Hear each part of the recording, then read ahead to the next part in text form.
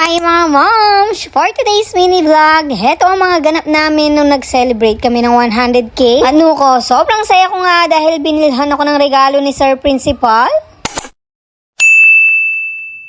Good morning! Sobrang saya ko nga sa araw na to dahil naka 100k na kami sa aking Facebook. Pipicture nga kami dahil bihira lang to. Mali pa nga yung nabili namin na number 1 ko, may giyang letter I. Sobrang saya nga namin, lalo na si Sir Principal. Napaka-supportive nga niya, kaya naman sabi niya magse-celebrate kami today. At ito yung mga photos namin.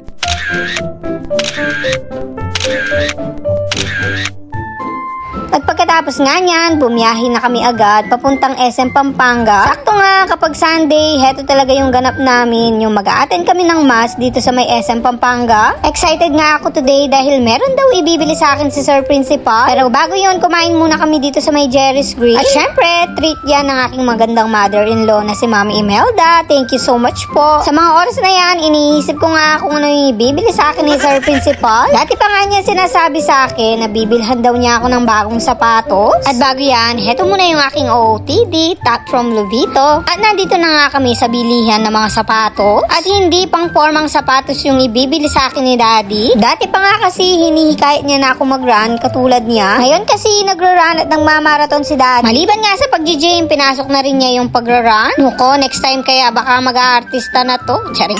Into fitness din naman ako, kaya naman gusto ko din mag-try, mag-run. Ilang araw na din tumitingin si Daddy ng mga sapatos para sa akin. Siya kasi yung may alam kung ano talaga yung mga bagay na sapatos pang run. At habang naghahanap nga kami ng sapatos, pinagbigyan muna namin si Milan. Gusto daw niyang maglaro dito sa may Ambika. Gustong gusto kasi niyang naglalaro dito. At nag-request din si Milan na bilhan siya ng kanyang daddy ng salamin. Nuko, itong aking baby, napakakikay. Alam na niya yung kanyang mga gusto. Pinapili nga siya ni Daddy at hetong color blue yung nagustuhan niya. Habang lumalaki nga si Milan, nuko, marunong na siyang magdesisyon para sa kanyang sarili.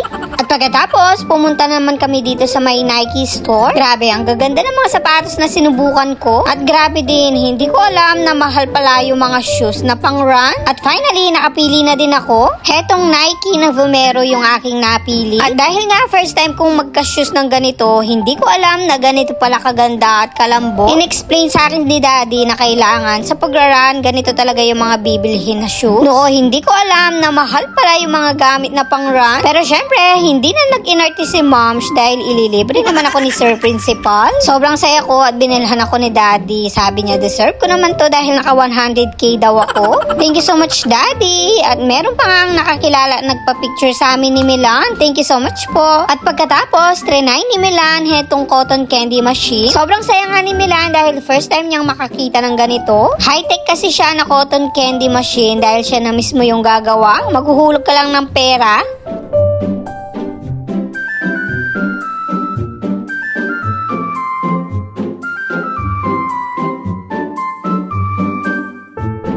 At pagkatapos ng ilang minuto, heto na tapos na yung cotton candy ni Milan. Nuko, tuwang-tuwa si Milan nung nakita niya, sobrang laki pala. Sa halagang 100 pesos, meron ka ng ganitong kalaking cotton candy. At syempre, hindi ito mauubos ni Milan, kaya naman inubos din namin. At syempre, bago umuwi, nagkape muna kami. Nuko, ang saya, sana next time 200k na. O siya, hanggang dyan na lang. Thank you so much for watching.